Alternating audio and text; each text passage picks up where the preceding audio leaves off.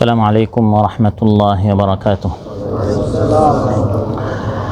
الحمد لله عظيم الإحسان واسع الفضل والجود والامتنان، وأشهد أن لا إله إلا الله وحده لا شريك له الرحيم الرحمن الكريم المنان، وأشهد أن سيدنا ونبينا محمدًا عبد الله ورسوله خير رسول وأعظم إنسان، صلى الله تعالى عليه وعلى آله وصحبه والتابعين لهم بإحسان.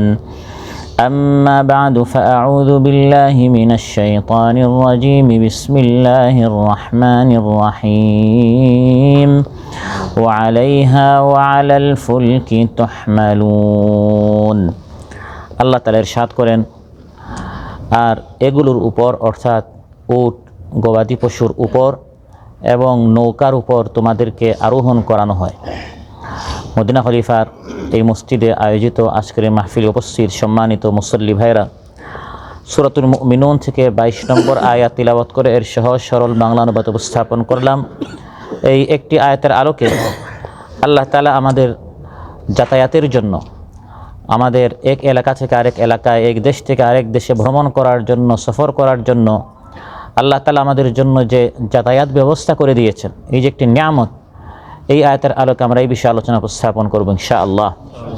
সম্মানিত ভাইরা, এই আয়াতের আগের আয়াতগুলোতে আল্লাহ তাআলা গবাদি পশু, চতুষ্পদ জন্তু, উট, ছাগল, ভেড়া, ছাগল, এগুলো নিয়ে আল্লাহ তাআলা আলোচনা করেছেন যে আমি তোমাদের জন্য এই গবাদি পশুকে নিয়ামত হিসেবে সৃষ্টি করেছি। তারপর এই আয়াতে আল্লাহ তাআলা বলেন, এই গবাদি পশুর একটি আল্লাহ তাআলার অনুগ্রহ হচ্ছে তোমাদের উপর, যে এই গবাদি পশু বিশেষ করে উটের মাধ্যমে তোমরা এক এলাকা থেকে আরেক এলাকায় তোমরা সফর করো। উটের পৃষ্ঠে, উটের পিঠে তোমরা উঠে এক জায়গা থেকে আরেক জায়গায় তোমরা ভ্রমণ করো, সফর করো। ওয়া আলাইহা, উটের উপর, ওয়া আলাল ফুলকি, আর জাহাজের উপর, নৌকার উপর, নৌজাহাজের উপর, নৌযানের উপর তোমরা সফর করো। এখানে আল্লাহ তাআলা এই আয়াতে একদিকে জানোয়ারের, পশুর একটি উপকারের কথা উল্লেখ করলেন, যে তোমরা এই জানোয়ারের পিঠে আরোহণ করো এবং মাল পরিবহনের কাজে তোমরা এটাকে লাগিয়ে থাকো। এই উপকারের মধ্যে আল্লাহ তাআলা জানোয়ার পশুর পাশাপাশি নদীতে চলাচল করে যে নৌকা, সেই নৌকার কথা আল্লাহ তাআলা উল্লেখ করেছেন। মানুষ এই নৌজাহাজের মাধ্যমে নিজে আরোহণ করে এবং এক স্থান থেকে অন্য স্থানে মানুষ যাতায়াত করে। তাই এই আয়াতে আল্লাহ তাআলা একসাথে উটের কথা আর নৌকার কথা, নৌজাহাজের কথা উল্লেখ করেছেন। তাফসিরে আরেকটি কারণ উল্লেখ করা হয়েছে যে সেই যুগে আরবেরা বেশিরভাগ তারা সফর করত মরুভূমিতে উটের পৃষ্ঠে, এবং যেহেতু জলপথে সফর করা হয় নৌকায়, আর স্থলপথে তারা বেশি উটের পৃষ্ঠে সফর করত, তারা এই উটের নাম দিয়েছে সাফিনাতুস সাহরা, মরুভূমির জাহাজ, স্থলপথের জাহাজ। এজন্য আল্লাহ তাআলা উটের পাশাপাশি নৌকার কথা আল্লাহ তাআলা উল্লেখ করেছেন। এই আয়াতে আল্লাহ তাআলা বড় একটি নিয়ামতের কথা উল্লেখ করেছেন, এটা হচ্ছে যাতায়াত ব্যবস্থা নামক নিয়ামত। আল্লাহ সুবহানাহু ওয়া তাআলা জানেন আমাদেরকে সৃষ্টি করার পর যে এই পুরা পৃথিবী আমাদের জন্য। এখন এই পৃথিবী থেকে উপকৃত হতে হলে সব নিয়ামত আমাদের দেশে নেই। তাফসীরে বাগাবীতে এসেছে, আই আলাল ইবিলি ফিল বাররি ওয়া আলাল ফুলকি ফিল বাহরি, অর্থাৎ তোমরা স্থলে তোমরা সফর করো উটের পৃষ্ঠে, আর সমুদ্রে তোমরা সফর করো নৌকার পৃষ্ঠে। বর্তমান পৃথিবীতে প্রচলিত 3 ধরনের যাতায়াত ব্যবস্থা রয়েছে। একটি হচ্ছে স্থলপথ, একটি হচ্ছে জলপথ, একটি হচ্ছে আকাশপথ। এই 3টার কথাই কোরআনের মধ্যে আল্লাহ তাআলা উল্লেখ করেছেন। সুবহানাল্লাহ বলবেন না? স্থলপথে আমরা সবচেয়ে বেশি যাতায়াত করি। এই আয়াতে আল্লাহ তাআলা প্রাচীনকালের স্থলপথের যে সফর ব্যবস্থা, যে যাতায়াতের ব্যবস্থা ছিল, যে মাধ্যম ছিল, এগুলো আল্লাহ তাআলা উল্লেখ করেছেন। উটের কথা ব্যবস্থা আল্লাহ তাআলা উল্লেখ করেছেন। আল্লাহ তাআলা অন্য আয়াতে ইরশাদ করেন, ওয়াযাল্লালনাহা লাহুম ফামিনহা রাকুবুহুম ওয়া মিনহা ইয়াকুলুন, এই পশুগুলোকে আমি তোমাদের অনুগত করে দিয়েছি। ফামিনহা রাকুবুহুম, এই পশুগুলোর উপরে তোমরা উঠো, আরোহণ করো এবং তোমরা সফর করো। এটি হচ্ছে আল্লাহর একটি নিয়ামত। আল্লাহ তাআলা যদি এই পশুগুলোকে আমাদের অনুগত করে না দিতেন, উট এত শক্তিশালী একটি জন্তু, সে আপনার উপরে উঠে যেত, নিয়ামত নয়, সে আপনার জন্য আপদ হয়ে যেত। আল্লাহ বলেন একটি নিয়ামত, ওয়াযাল্লালনাহা লাহুম, এই পশুগুলিকে আমি তাদের অনুগত করে দিয়েছি। সুবহানাল্লাহ বলতে মন চাইল না? আবার জলপথের কথা আল্লাহ তাআলা কোরআনে কারীমের অনেক আয়াতে বলেছেন, সামুদ্রিক পথের কথা। যেমন আল্লাহুল্লাযী সাখখারা লাকুমুল বাহরা লিতাজরিয়াল ফুলকু ফীহি বিআমরিহি ওয়ালিতাবতাগু মিন ফাদলিহি ওয়া লাআল্লাকুম তাশকুরুন। আল্লাহ হচ্ছেন তিনি যিনি তোমাদের জন্য সমুদ্রকে নিয়োজিত করে দিয়েছেন, এই সমুদ্র তোমাদের সেবার জন্য। আল্লাহ তাআলা বলছেন এই সমুদ্রের একটি উপকার হচ্ছে লিতাজরিয়াল ফুলকু ফীহি বিআমরিহি, আল্লাহর নির্দেশে এই সমুদ্রে তোমাদের খেদমতের জন্য জাহাজ চলমান আছে। সুবহানাল্লাহ।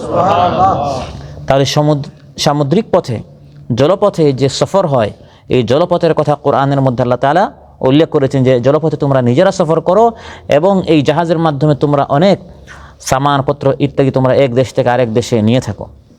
আকাশপথ, এটি বর্তমানে বিজ্ঞান কোরআন থেকে আবিষ্কার করেছে।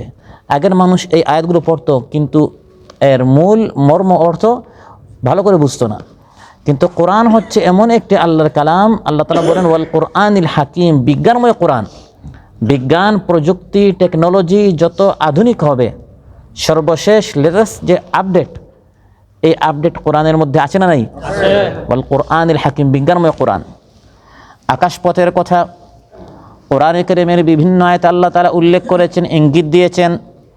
যেমন আল্লাহ তাআলা ইরশাদ করেন আলাম ইয়ারাউ ইলাত তায়রি মুসাখখারাতিন ফি জাওয়িস সামা মা ইউমসিকুহুন্না ইল্লাল্লাহ ইন্না ফি যালিকা লাআয়াতিন লিকাওমিন ইউমিনুন। আলাম ইয়ারাউ, তারা কি দেখে না?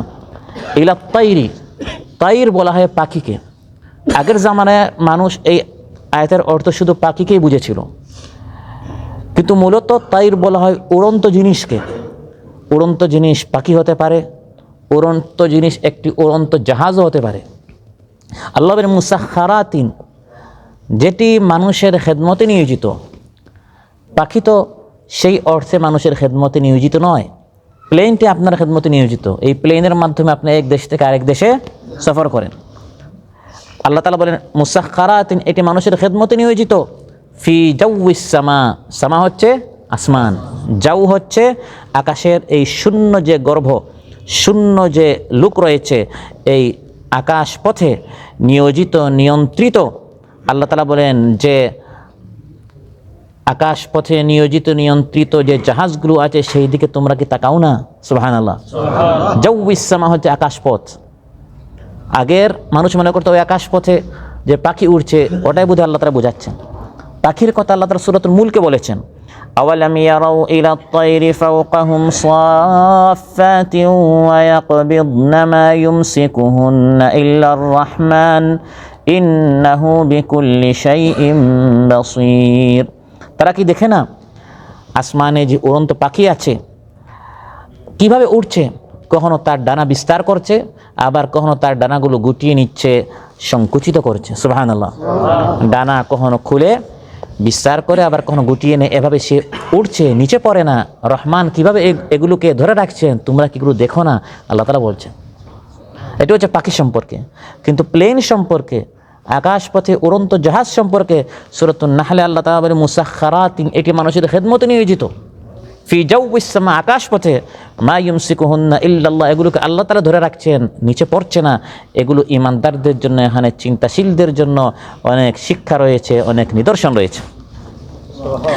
আবার অন্য আয়াতে আল্লাহ তাআলা একসাথে আকাশপথ, স্থলপথ, জলপথ, তিনটি পথের কথা একসাথে আল্লাহ তাআলা উল্লেখ করেছেন। আলাম তারা আন্নাল্লাহা সাখখারা লাকুম মা ফিল আরদি ওয়াল ফুলকা তাজরি ফিল বাহরি বিআমরিহি ওয়া ইউমসিকুস সামাআ আন তাকাআ আলাল আরদি ইল্লা বিইযনিহি ইন্নাল্লাহা বিন-নাসি লারাউফুর রাহিম। তারা কি দেখে না? তুমি কি দেখো না? আল্লাহ তাআলা তোমাদের জন্য জমিনের সব কিছু সৃষ্টি করেছেন। সুবহানাল্লাহ। আবার তুমি কি দেখো না যে সমুদ্রে আল্লাহর নির্দেশে জাহাজ চলছে? তাহলে প্রথমে আল্লাহ তাআলা বলেছেন এই জমিনে স্থলপথে সব কিছু সৃষ্টি করেছেন, বিশেষ করে এই যাতায়াতের জন্য স্থলপথের এই যন্ত্রগুলো, গাড়ি, ট্রেন ইত্যাদি। এরপরেই আল্লাহ তাআলা জলপথের কথা বলেছেন, সামুদ্রিক পথে, নদী পথে যেগুলো চলে, ওয়াল ফুলকা তাজরি ফিল বাহরি বিআমরি। তারপর আসমানের কথা, ওয়ায়ুমসিকুস সামা, আসমানে যে জাহাজ উড়ছে, আন তাকা আলাল আরদি ইল্লা বিইذনি, তুমি কি দেখো না যে এই জাহাজটি নিচে পড়ছে না আল্লাহর হুকুমে? আল্লাহ বলেন হ্যাঁ মাঝে মধ্যে পড়ে, ইল্লা বিইذনি, আল্লাহর নির্দেশে কখনো এই জাহাজটি নিচে ধসে পড়ে। ধসে পড়ে কি না? বিশেষ করে নেপালে, ইউএস, বাংলা এগুলো তো কত পড়ে, খবরাখবরে আমাদের অনেক আসে।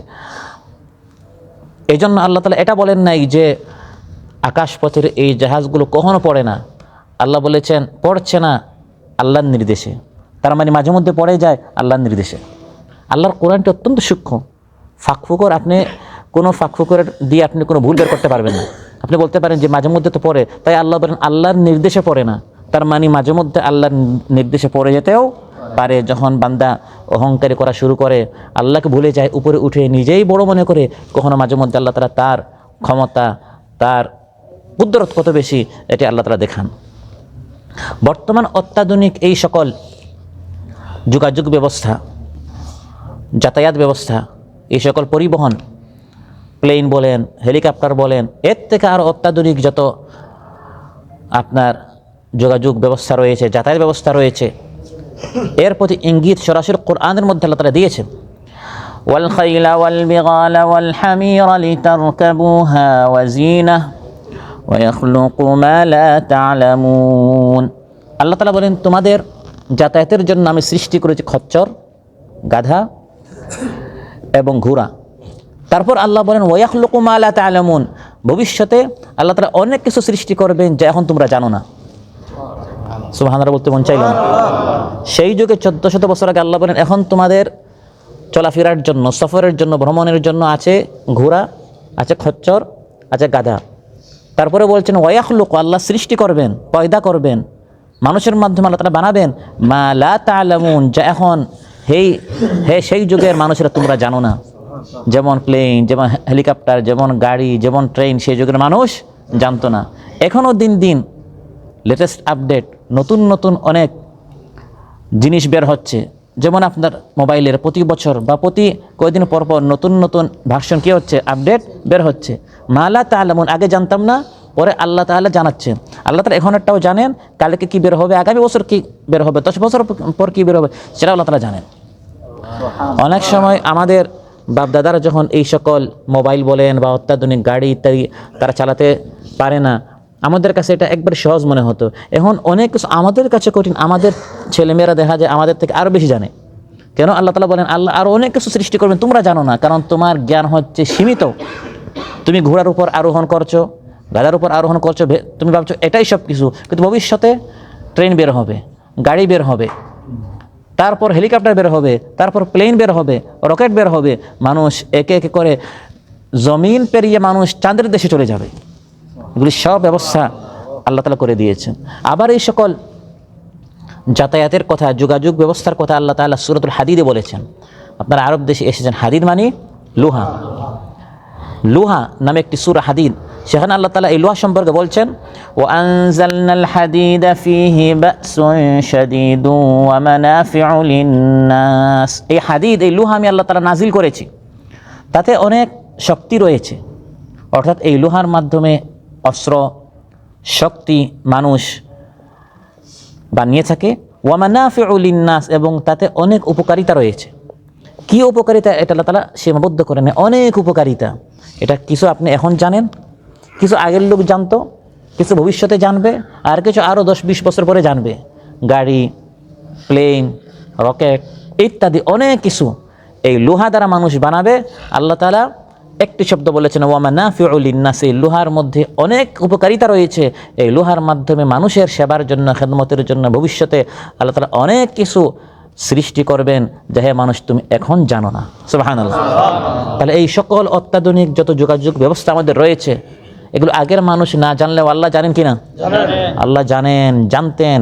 এবং সেই আলিমুল গাইব আল্লাহ তাআলা কোরআন নাজিল করেছেন এবং বলে দিয়েছেন আমার আলোচ্যতে ওয়া আলাইহা ওয়া আলাল ফুলকি তুহমালুন, ওই ওটের পৃষ্ঠে এবং জাহাজের পৃষ্ঠে তোমাদের সফরের জন্য পরিবহন হিসাবে আমি এগুলো সৃষ্টি করেছি।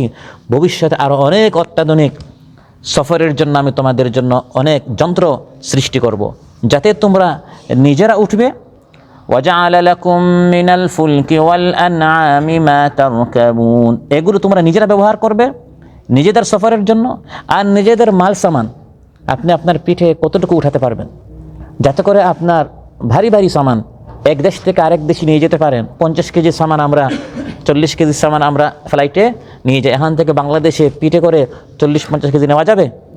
আল্লাহ তাআলা কোরআনের মধ্যে বলছেন এই সকল ব্যবস্থা আমি করে দিয়েছি। ওয়া তাহমিলু আসকালাকুম ইলা বালাদিন লাম তাকুনু বালিগিহি ইল্লা বিশিক্কিল আনফুস ইন্না রাব্বাকুম লারাউফুর রাহিম, এই সকল ব্যবস্থা আমি আল্লাহ তাআলা করে দিয়েছি যেগুলোর পৃষ্ঠে তোমরা এমন দূরদেশ পর্যন্ত তোমাদের মাল ও সামান তোমরা নিয়ে যাও, যে সকল দূরদেশ পর্যন্ত যাওয়া তোমাদের জন্য অনেক কষ্টসাধ্য ছিল, অনেক কষ্টদায়ক বিষয় ছিল, তোমাদের সাধ্যে সম্ভব ছিল না এত দূর দেশ পর্যন্ত তোমার এই দামি দামি সামান নিয়ে যাওয়ার, আমি আল্লাহ তাআলা ব্যবস্থা করে দিয়েছি। কখনো আকাশপথে, কখনো জলপথে, কখনো স্থলপথে তুমি তোমার সামানগুলো নিয়ে যাচ্ছ, নিজে খুশি হচ্ছ, তোমার সংসার, তোমার পরিবারের স্ত্রী সন্তানদের মুখে তুমি হাসি ফোটাচ্ছ, আমি আল্লাহ তাআলা এই সকল ব্যবস্থা করে দিয়েছি। এখন করণীয় কি? করণীয়টাও কোরআনের মধ্যে আল্লাহ তাআলা উল্লেখ করেছেন, এই সকল পরিবহনের ব্যবস্থা যে আমরা তাআলা করে দিলাম, তোমার করণীয় কি? লিতাস্তাউ আলা যুহুরি, যাতে করে এই সকল গাড়ি, প্লেন, জাহাজ ইত্যাদি আল্লাহ তাআলার দেয়া সকল নিয়ামতের পৃষ্ঠে তুমি বসবে। লিতাস্তাউ আলা যুহুরি, যা বলে পিঠকে, এর পৃষ্ঠে তুমি বসবে। তারপর সুম্মা তাযকুরু নি'মাতা রাব্বিকুম, তারপর তোমার রবের নিয়ামতের কথা স্মরণ করবে। পৃথিবীতে কত মানুষ এই গাড়ি পাচ্ছে না, যোগাযোগ ব্যবস্থা তার নেই, আল্লাহ তাআলা আমাদের এই যাতায়াত ব্যবস্থা করে দিয়েছেন, আল্লাহ তাআলা আমাদের জন্য এই পরিবহনের ব্যবস্থা করে দিয়েছেন। ইদাস্তাওয়াইতুম আলাই, যখন ভালো করে বসবে তখন তোমার ভিতরে কোনো অহংকারী আসবে না, অহমিকা আসবে না, বরং আল্লাহর অনুগ্রহের কথা, দয়ার কথা তোমার স্মরণ হবে, আর জবান থেকে তোমার এই দোয়া বের হবে, ওয়া তাকুলু সুবহানাল্লাযী সাখখারা লানা হাযা ওয়া মা কুন্না লাহু মুকরিনিন ওয়া ইন্না ইলা রাব্বিনা লামুনকালিবুন। এটি হচ্ছে গাড়িতে বা যে কোনো যানবাহনে উঠে এই দোয়াটি পড়তে হয়। এই দোয়া আমাদের অনেকের মুখস্থ নাই, এই জন্য অ্যাক্সিডেন্ট হয়। যত অ্যাক্সিডেন্ট হয় আপনি জিজ্ঞাসা করবেন দোয়া পড়েছেন না, দোয়া পড়ে নাই। এই দোয়া পড়লে অ্যাক্সিডেন্ট থেকে আপনাকে হেফাজত করা হবে। এটি হচ্ছে আপনার জন্য সেফটি। আমরা সেফটির জন্য বেল্ট লাগাই, এই ব্যবস্থা সেই ব্যবস্থা, সবচেয়ে বড় সেফটি হচ্ছেন আল্লাহর পক্ষ থেকে। আল্লাহ তাআলা এই দোয়াটা কোরআনের মধ্যে আমাদেরকে শিখিয়ে দিয়েছেন। সুবহানাল্লাযী সাখখারা লানা হাযা, সুবহান, পবিত্র মহান সেই সত্তা যিনি সাখখারা লানা হাযা, এই যানবাহনটি আমার অধীনস্থ করে দিয়েছেন, আমার আন্ডারে, আমার নিয়ন্ত্রণ করে দিয়েছেন। গাড়িটা যদি আপনার নিয়ন্ত্রণে না আসে, এটি নিয়ামত নয়, আপনার জন্য বিপদের কারণ হবে। আমরা বলি ব্রেক ফেল করেছে, ফেল করে নাই, এটি আল্লাহ তাআলার নির্দেশে, তখন আর আপনার অধীন নয়, বরং এটা আপনার আনকন্ট্রোল হয়ে গেছে। ফলে আপনি এক এলাকা থেকে আরেক এলাকায় যাচ্ছিলেন, কিন্তু পথিমধ্যে আপনার জন্য এটা বিপদের কারণ হয়ে গেল। এজন্য মাথায় রাখতে হবে এই গাড়িটি, এই বাহনটি, এই প্লেনটি সাখখারা লানা হাযা, এটি আল্লাহ তাআলা আমার অধীন করে দিয়েছেন। এত ভারী এই বাহনটি আমি তো আমার উপরে, আমার মাথার উপরে উঠানো আমার পক্ষে সম্ভব নয়। এত ভারী, এত শক্তিশালী একটি বাহন, সাখখারা লানা হাযা, এটি আল্লাহ আমার অধীনে করে দিয়েছেন।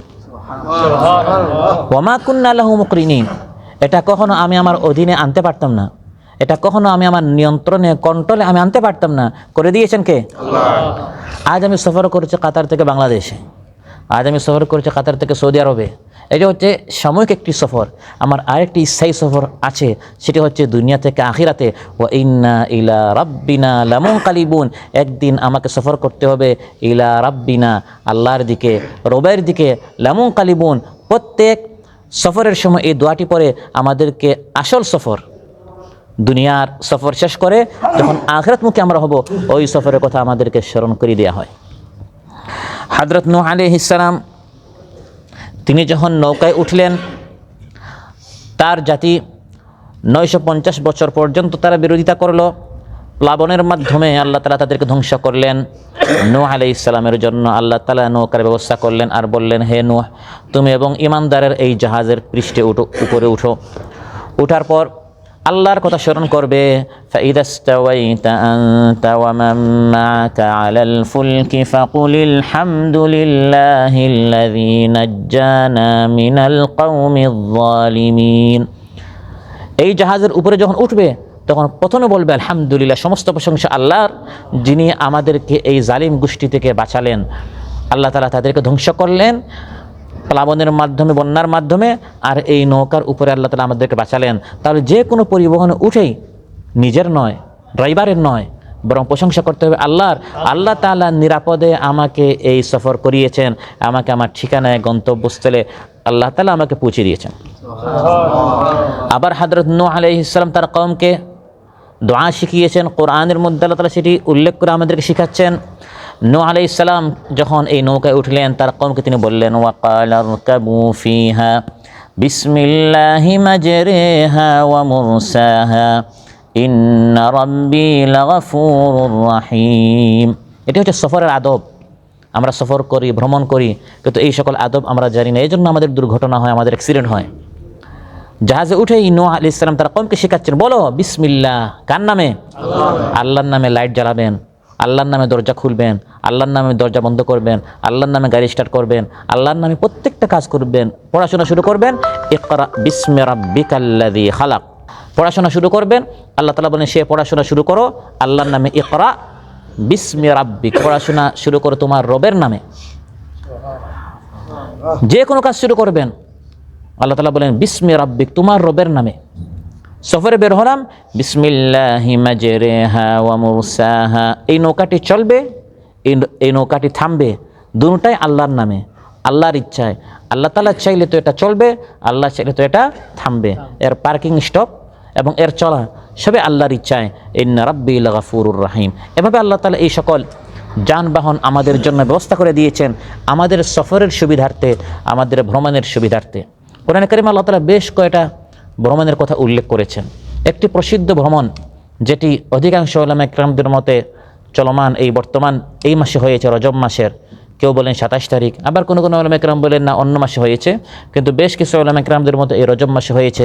সেটি হচ্ছে ইসরা ও মেরাজ, রিহলাতুল ইসরা ওয়াল মেরাজ। ইসরা ও মেরাজের যে ভ্রমণ, যে সফর, এটি কাতার থেকে বাংলাদেশ নয়, মদিনা খলিফা থেকে ওয়াকরা বালখুর নয়, এটি হচ্ছে জমিন থেকে আপনার মাক্কাতুল মুকাররমা থেকে ফিলিস্তিন পর্যন্ত, আর ফিলিস্তিন থেকে প্রথম আসমান হয়ে, দ্বিতীয় আসমান হয়ে, তৃতীয়, চতুর্থ, পঞ্চম, ষষ্ঠ, সপ্তম আসমান হয়ে আরশ পর্যন্ত আল্লাহর সাথে সাক্ষাৎ করে আবার রাসূল সাল্লাল্লাহু আলাইহি সাল্লাম তার ঘরে ফিরে এসেছেন। দরজা খোলা ছিল, দরজা বন্ধ হচ্ছিল, ওই বন্ধ হওয়ার আগেই পুরো সফর হয়ে গেছে। বিছানা থেকে ওঠার পর বিছানায় একটু উষ্ণতা থাকে, সামান্য একটু সময়। রাসূল সাল্লাল্লাহু আলাইহি সাল্লাম বিছানা থেকে যে উঠলেন, ওই উষ্ণতা থাকতে থাকতে তিনি এই পুরা সফর শেষ করে এসেছেন। আল্লাহ তাআলা কোরআনের মধ্যে ইরশাদ করেন, সুবহানাল্লাযী আসরা বিআবদিহি লাইলাম মিনাল মাসজিদিল হারামি ইলাল মাসজিদিল আকসা। সেই সত্তা পবিত্র যিনি তার বান্দাকে, রাসূল সাল্লাল্লাহু আলাইহি সাল্লামকে ইসরা করিয়েছেন, ভ্রমণ করিয়েছেন, সফর করিয়েছেন মসজিদুল হারাম থেকে মসজিদুল আকসা পর্যন্ত। তারপর মসজিদ আকসা থেকে এই 7 আসমান আরশ হয়ে জান্নাত জাহান্নাম দেখে, ফেরেশতা এবং অসংখ্য মাখলুকাত দেখে আল্লাহ তাআলা বলেন লাইলান, রাতের একটি অংশে। সুবহানাল্লাহ। সেখানে তিনি বাইসাইকেলে গিয়েছেন না, তিনি আপনার গাড়িতে গিয়েছেন, না ট্রেনে গিয়েছেন, না প্লেনে গিয়েছেন, না রকেটে গিয়েছেন। সেখানে এমন একটি যন্ত্র ব্যবহার করা হয়েছে যেটাকে কি বলা হয়? বুরাক। বুরাক বার্ক থেকে এসেছে। বার্ক বলে বিজলিকে, কারেন্টকে, বিদ্যুতের গতিতে। সে পা ফেলতো যতটুকু তার দৃষ্টি যেত। আপনার দৃষ্টি যতটুকু যায়, আপনি কি এতটুকু এক কদমে যেতে পারবেন? সে এক এক পা ফেলতো যতটুকু তার দৃষ্টি যেত। এবং রকেট গতিতে নয়, প্লেনের গতিতে নয়, বরং কারেন্টের গতিতে, বিদ্যুতের গতিতে এটা চলতো। এই বারাক থেকে বুরাক, এই বুরাকের মাধ্যমে আল্লাহ সুবহানাহু ওয়া তাআলা রাসূল সাল্লাল্লাহু আলাইহি সাল্লামকে মসজিদে হারাম থেকে মসজিদে আকসা পর্যন্ত, মক্কা থেকে ফিলিস্তিন পর্যন্ত সফর করিয়েছেন। আর মসজিদে আকসা থেকে 7 আসমান উপর পর্যন্ত যাওয়ার জন্য একটা সিঁড়ি ব্যবস্থা করা হয়েছে। তাহলে একটি সফর, যেটি একটা আজীব সফর ছিল, ভ্রমণ ছিল, এবং সেখানে আমাদের এই সাধারণ কোনো যানবাহন ব্যবহার করা হয় নাই, বরং আল্লাহ তাআলার একটি খাস বিশেষ বাহন বুরাককে সেখানে ব্যবহার করা হয়েছিল। আরেকটি সফর কোরআনের মধ্যে আল্লাহ তাআলা উল্লেখ করেছেন, যেটা একটু আগে আমি বললাম, নূহ আলাইহিস সালাম এবং তার সাথে যারা ঈমান এনেছে তাদের সফর। যখন গোটা পৃথিবী বন্যায় প্লাবিত হয়ে গেল, তখন ঈমানদারদেরকে বাঁচানোর জন্য নূহ আলাইহিস সালামের মাধ্যমে আল্লাহ তাআলা একটি আগেই নৌজাহাজ, একটি নৌকার ব্যবস্থা করলেন। এই জাহাজের মাধ্যমে ঈমানদাররা সফর করে আল্লাহ তাআলা তাদেরকে বাঁচিয়ে দিলেন। সুবহানাল্লাহ। ওয়ালাকাদ তারাকনাহা আয়াতান ফাহাল মিন মুদ্দাকির। আল্লাহ তাআলা বলেন এই জাহাজের মধ্যে চিন্তাশীলদের জন্য অনেক খোরাক শিক্ষা রয়েছে। এই জাহাজটি জুদি পাহাড়ে গিয়ে থেমেছিল। কোরআন বলছে ওয়াস্তাওয়াত আলাল জুদি। এই জুদি পাহাড় বর্তমানে তুরস্কে রয়েছে। এই জাহাজটিও আছে। সেখানে গিয়ে ঈমানদাররা চিন্তা করবে যে এই বাহনটি সাধারণ কোনো বাহন নয়। অতীতকালের একটি সময় এই জাহাজে নূহ আলাইহিস সালাম এবং ঈমানদারেরা উঠে তারা বেঁচেছিল, এবং সেই সময়ের যে ফ্যাসিস্ট জালিম ছিল তাদের পতন হয়েছিল। কোরআনের মধ্যে আল্লাহ তাআলা আরেকটি সফর ভ্রমণ উল্লেখ করেছেন ইউসুফ আলাইহিস সালামের এবং তার ভাইদের। ইউসুফ আলাইহিস সালামের ধাপে ধাপে তার সফর, ঘর থেকে কুয়া পর্যন্ত, অন্ধকার কুয়া থেকে উঠানো হলো, সেখান থেকে সফর মিশরের আপনার ইমরাতুল আজিজ জুলাইখার বাড়ি পর্যন্ত, সেখানে অনেক কাহিনী। সফর হলো জেলখানা পর্যন্ত, সেখানে বেশ কিছু বছর পর জেলখানা থেকে সফর হলো মিশরের অর্থমন্ত্রী হওয়া পর্যন্ত। অর্থমন্ত্রী থেকে মিশরের সিংহাসনে আল্লাহ তাআলা তাকে বসিয়ে দিলেন। সুবহানাল্লাহ। এভাবে বিশাল একটি সফর কোরআনের মধ্যে আল্লাহ তাআলা উল্লেখ করেছেন। আরেকটি হচ্ছে শিক্ষা সফর, এটিও কোরআনের মধ্যে আল্লাহ তাআলা উল্লেখ করেছেন। শিক্ষা সফর, এই শিক্ষা সফর কোরআনের মধ্যে আল্লাহ তাআলা উল্লেখ করেছেন। মূসা আলাইহিস সালাম এই সফর করেছিলেন, সাথে তার এক বালককে তিনি সাথে নিয়েছিলেন, যার নাম হচ্ছে ইউশা বিন নুন। শিক্ষা সফর হচ্ছে তিনি গিয়েছিলেন হযরত খাদিরের নিকট।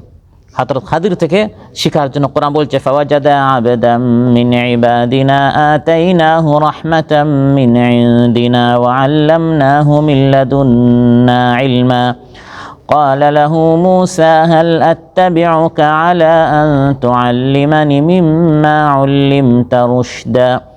मूसा আলাইহিস সালাম কে আল্লাহ তাআলা বললেন, হে मूसा তোমার খাদিমকে সাথে নিয়ে যাও এবং খাদিরের নিকট যাও। খাদিরের নিকট গিয়ে मूसा আলাইহিস সালাম বললেন, জামানান নবী সফর করে সেই দূর দেশ পর্যন্ত গেলেন এবং বললেন, হে খাদির, আল্লাহ তাআলা আপনাকে অনেক কিছু শিখিয়েছে, আপনি আমাকে শিখান। তাহলে শিখার জন্য সফর করা, শিক্ষা গ্রহণের জন্য সফর করা, কোরআন শিখার জন্য, হাদিস শিখার জন্য সফর করা, এটা কোরআনের মধ্যে আল্লাহ তাআলা উল্লেখ করেছেন। এই সকল বাহন ব্যবহার করে করে শিক্ষা সফর করা। তারপর গুরুত্বপূর্ণ একটি সফর হচ্ছে কোরআনের মধ্যে আল্লাহ তাআলা উল্লেখ করেন হজের সফর। আগের জামানার মানুষ হজ করত কেউ হেঁটে হেঁটে, কেউ উটের পৃষ্ঠে। এখন অত্যাধুনিক এই সকল বাহন ব্যবহার করে মানুষ হজের সফরে যাবে। কোরআনের মধ্যে আল্লাহ তাআলা ইরশাদ করেন ওয়াআযিন ফিন-নাসি বিল হাজ্জি ইয়াতুকা রিজালা ওয়া আলা কুল্লি দামিরিন ইয়াতিনা মিন কুল্লি ফাজ্জিন আমিক। আরেকটি হচ্ছে হিজরতের সফর। আপনার দেশে আপনি দিন পালন করতে পারছেন না, দিনকে বিজয় করার জন্য অন্য দেশে সফর করা, এটাকে হিজরত বলা হয়। কোরআনের মধ্যে আল্লাহ তাআলা উল্লেখ করেছেন ওয়ামাই ইউহাজির ফি সাবিলিল্লাহি ইয়াজিদ ফিল আরদি মুরাগামান কাসীরান ওয়া সাআ। কেউ যদি নিজের দেশে দিন পালন করতে না পারে, আল্লাহকে খুশি করার জন্য সে যদি সফর করে, তাহলে আল্লাহ তাআলা অন্য দেশে দিন পালন করার জন্য এই সংকীর্ণ জমিনটা তার জন্য প্রশস্ত করে দিবেন। সুবহানাল্লাহ। রাসূল সাল্লাল্লাহু আলাইহি সাল্লাম মক্কাতুল মুকাররমায় যখন দ্বীনের দাওয়াত শুরু করলেন, কাফির মুশরিকরা বাধা দিতে দিতে মক্কার বিস্তীর্ণ জমিনটা তাদের জন্য সংকীর্ণ হয়ে গেল। মহানবী সাল্লাল্লাহু আলাইহি ওয়াসাল্লাম সাহাবা ইকরামদেরকে বললেন, আপনারা সফর করেন, যান আবশিনিয়া, যেটাকে হাবাসা বলা হয়। দুইবার তারা হাবাসায় সফর করলেন, আর তৃতীয়বার মহানবী সাল্লাল্লাহু আলাইহি ওয়াসাল্লাম নিজে সাহাবা ইকরাম সহ তারা সফর করলেন, হিজরত করলেন আল মাদিনাতুল মুনাওয়ারা। সুবহানাল্লাহ। আরেকটি গুরুত্বপূর্ণ সফর হচ্ছে আল্লাহ তাআলা বলেন পৃথিবীতে সফর করো, ভ্রমণ করে করে চিন্তা করো। এটাকে বলা হয় চিন্তার সফর, উপদেশ নেয়ার সফর। এই সংক্রান্ত আল্লাহ তাআলা কোরআনে অনেক আয়াত রয়েছে। এই সকল বাহন আল্লাহ তাআলা দিয়েছেন, রাস্তা সৃষ্টি করেছেন। এই রাস্তায় সফর করে করে চিন্তার খোরাকের জন্য। কুল সিরু ফিল আরদি ফানদুরু কাইফা কানা আকিবাতুল মুজরিমিন। আল্লাহ বলেন জমিনে ভ্রমণ করো, সফর করো, আর দেখো আগের জালিমদের কি কঠিন পরিণতি হয়েছে। সামুদের পরিণতি কী হয়েছে, আদের পরিণতি কী হয়েছে, ফিরআউনের পরিণতি কী হয়েছে, আগের জালিমদের কী পরিণতি হয়েছে। তাদের এলাকায় যাও, দেশে যাও এবং সেখান থেকে শিক্ষা নাও, উপদেশ নাও, সবক নাও, ইবরত নাও। এই সকল সফর করতে আল্লাহ তাআলা বলেছেন। বর্তমান বেশি আমরা যে সফর করি এর মধ্যে একটা হচ্ছে ব্যবসায়ী সফর। ব্যবসার জন্য আমরা সফর করি না?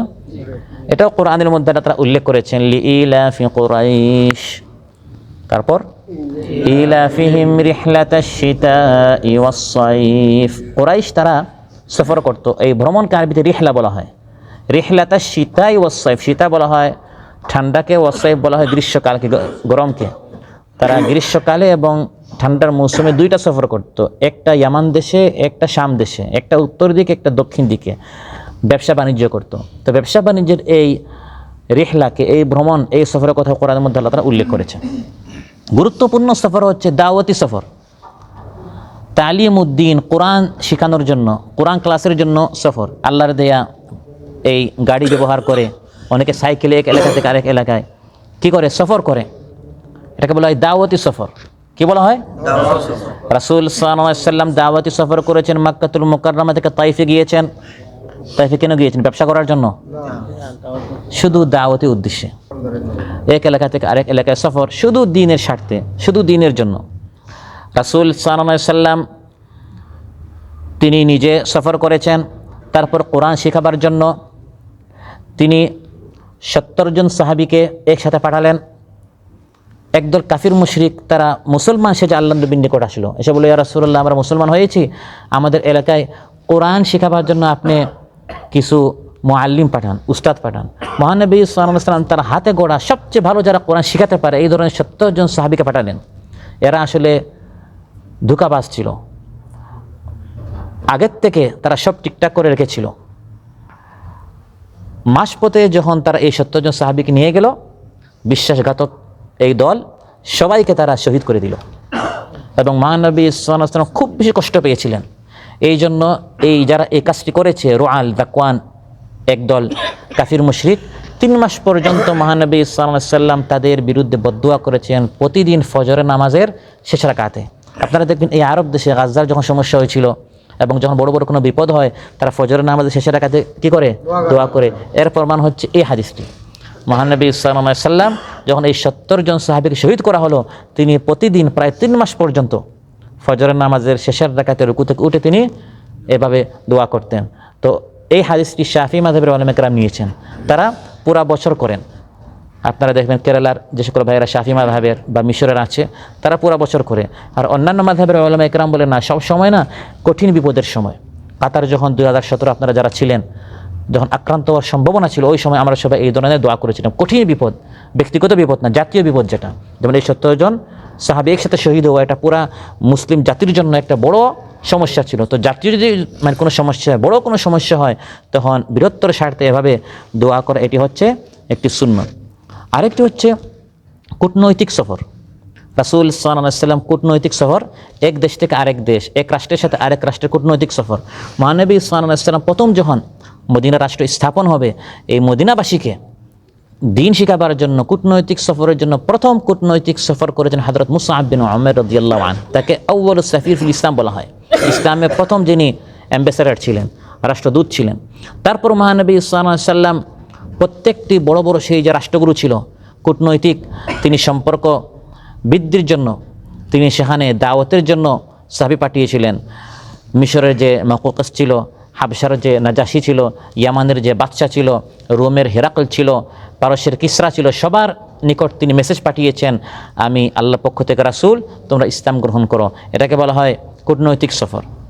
আরেকটা হচ্ছে জিহাদের সফর। যেমন মহানবী সাল্লাল্লাহু আলাইহি ওয়াসাল্লাম বদরে গিয়েছেন, বদরে তিনি দাওয়াতের জন্য যান নাই, গিয়েছেন কিসের জন্য? জিহাদের জন্য। এটাকে বলা হয় জিহাদি সফর। উহুদে গিয়েছেন, এটাও সফর করেছেন। খান্দাক যদিও নিজের দেশে হয়েছে, এগুলো সফর ছিল। সবচেয়ে দূর দেশে মহানবী সাল্লাল্লাহু আলাইহি ওয়াসাল্লাম গিয়েছেন, এটা হচ্ছে রোম দেশের কাছাকাছি তাবুক যুদ্ধে। এবং ওই সময় অনেক মুনাফিকরা সফরে অংশগ্রহণ করে নাই, কারণ সফরটা অনেক দূরে ছিল। আল্লাহ কোরআনের মধ্যে বলেন, সফরটা যদি কাছে হতো তাহলে তারা যেত। লাউ কানা আরাদান কারিবান ওয়া সাফারান কাসিদান লাত্তাবাউ। আর অনেক সফর আছে, চিকিৎসার সফর, আত্মীয়দের সাথে সম্পর্কের সফর, যেটা আমরা বেশিরভাগ করে থাকি। আমরা বেশি দেশে যাই আত্মীয়দের সাথে দেখা সাক্ষাৎ করার জন্য। এই সকল সফর, ভ্রমণ কোরআনের মধ্যে, হাদিসের মধ্যে রাসূল সাল্লাল্লাহু আলাইহি ওয়াসাল্লাম উল্লেখ করেছেন, আমাদেরকে উৎসাহিত করেছেন। এই সকল যাতায়াত এই সকল বাহনগুলো ব্যবস্থা যে আল্লাহ তাআলা ব্যবস্থা করে দিয়েছেন, এই নিয়ামতগুলো ব্যবহার করে গুনাহের জন্য নয়, গান বাজনা দেখার জন্য, বাদ্যযন্ত্র ব্যবহার করার জন্য, ফিল্ম দেখার জন্য আপনি এক দেশ থেকে আরেক দেশে সফর করলেন, এটাকে বলে গুনাহের সফর। গুনাহের জন্য নয়, বরং সওয়াবের জন্য, ইবাদতের জন্য আপনি এই সকল আল্লাহর নিয়ামতগুলো কী করবেন? ব্যবহার করবেন। ওয়া আলাইহা ওয়া আলাল ফুলকি তুহমালুন। আল্লাহ তাআলা যে শুধু যানবাহন ব্যবস্থা করে দিয়েছেন তা নয়, কোরআনের মধ্যে আল্লাহ বলেন রাস্তাওয়ালা একটা নিয়ামত। এই যে রাস্তা, এই যে পথ, এটা একটা নিয়ামত।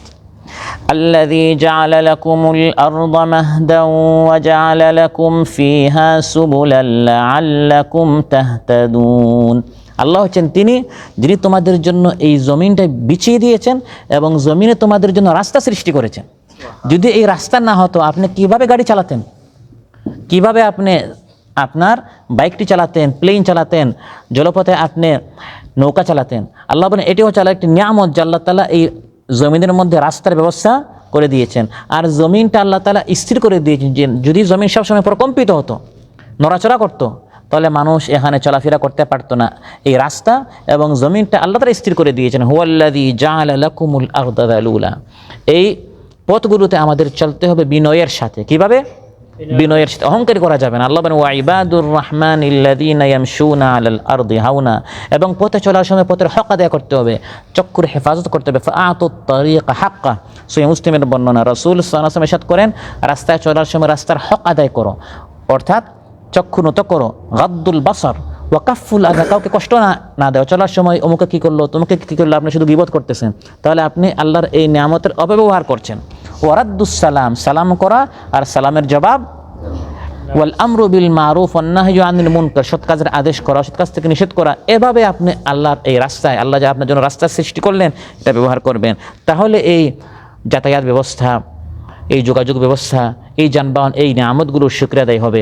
আল্লাহ সুবহানাহু ওয়া তাআলা আজকে যে আমরা একটি আল্লাহর নিয়ামত সম্পর্কে আলোচনা করলাম, যানবাহন সম্পর্কে, যোগাযোগ ব্যবস্থা সম্পর্কে আমরা যে আলোচনা করলাম, এই বিষয়ে ওবার আমাদের সবাইকে আমল করার তৌফিক দান করুন। আমরা যেন আল্লাহ তাআলা প্রত্যেকটা নিয়ামতের শুকরিয়া আদায় করি। আল্লাহ তাআলা আমাদের সবাইকে তার যাকিরিন শাকিরিন বান্দাদের মধ্যে আল্লাহ তাআলা আমাদের সবাইকে শামিল করুন। যার যে সমস্যা রয়েছে আল্লাহ তাআলা সমস্যার সমাধান করে দেন, অসুস্থ ভাইদেরকে সুস্থ করে দেন, ঋণগ্রস্ত ভাইদের ঋণ পরিশোধ করার তৌফিক দান করুন।